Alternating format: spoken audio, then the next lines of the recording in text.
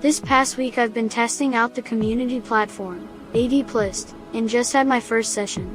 It happened to be with Christoph Hubert, the VP of Product at EdenFarm, a venture-funded B2B farm e-commerce model in Indonesia. And as I was chatting, it occurred to me that these sessions are a great way to find interesting content for my endgame newsletter. So I asked Christoph if I could write about EdenFarm and incorporate some of the things he told me, which he was okay with. First, a bit about EdenFarm. The company was founded in 2017 with the vision to simplify the B2B supply chain of farm goods in Indonesia, with the idea that they could cut out some of the middlemen and work directly with farmers, who would in turn earn more. More about them here. So essentially they purchase products directly from farmers, transport them to warehouses they have in the major cities, and then sell it to a variety of customers like restaurants, cafes, open markets, small shops, etc. In late 2021, EdenFarm raised $19 million in its Series A round, co-led by Porks and AC Ventures, among other investors. Plus, they are one of a small set of YC alumni in the region. Class of 2019. What products do they sell? The core products they sell are fresh farm products. Christoph mentioned they do a lot of staples and named chilies as an example. He'd also mentioned that they branched out into other packaged goods. And I saw things like condensed milk and ketchup on the site. C products. Who are their customers? Christoph had mentioned that there were 50,000 customers, and the customers seemed to be mainly cafes and restaurants looking for quality, fresh produce. But Christoph also mentioned that they're selling to some wet markets as well, though this is also a competitor to some extent. The sales channel to these customers is mainly through their own direct sales force, and products are delivered by a 3PL separately. I believe they have also started looking into selling on marketplaces that allow for sales of produce like Tokopedia. But this didn't seem like the focus. Who are their suppliers? The suppliers are mainly farms, in Indo. They had over 3,000 in 2021 according to what I've read. And they have collection facilities where they gather products from the farmers. The packaged goods, I'm guessing they are purchasing from standard distributors and taking delivery to their warehouses. The competition.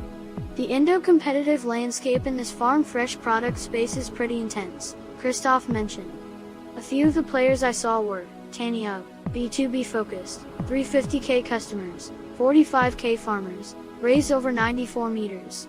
Sayurbox, B2C focused, 1 million customers, 10,000 farmers, raised over 120 meters. Kedaisayur, focuses on digitizing vegetable hawkers, 100,000 customers, raised undisclosed amount 6 meters. Segari, social commerce focused on grocery leveraging thousands of agents, 16 meters raised. The operations seem to be one of the keys to this business, as it's more complex than it would seem. You need to select and purchase produce from a very fragmented set of farmers. Then you need to transport to your warehouses in various cities. Christoph mentioned that typically at one per large city.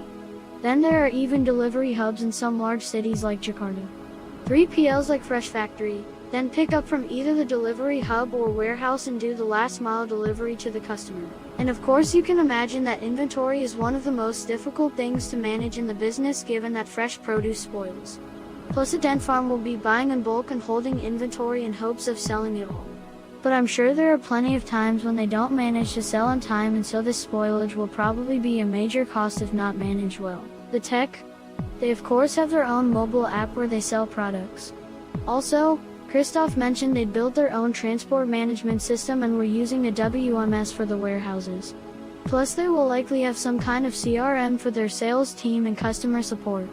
All in all, it seems like a pretty standard e-commerce setup. Ken's model analysis. Generally, I think taking out the middlemen in a complex fresh produce supply chain is a good thing, and there's margin to be had. It reminds me a bit of the fashion supply chain in my experience in Pomelo to some extent. Very big margins, but also lots of inventory risk, and therefore working capital is likely one of the hardest things to manage as you scale. So you need to raise more and more money.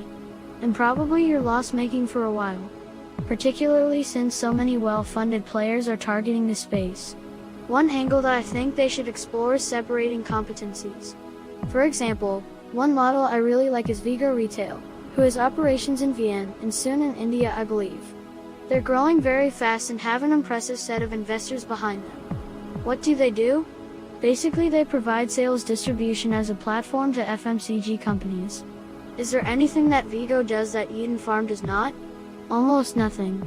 They both have a procurement team that acquires products, warehouses to store it, salespeople to sell it to small merchants, and logistics to deliver it. So why not separate out the sales distribution platform from the actual products? Who said that EdenFarm only has to purchase and sell its own products? Why doesn't it just sign up FMCG brands and start having their salespeople sell that to their restaurant and cafe base as well? In any case, it looks like they're on a strong trajectory, and I expect we will hear their name a lot more in the future.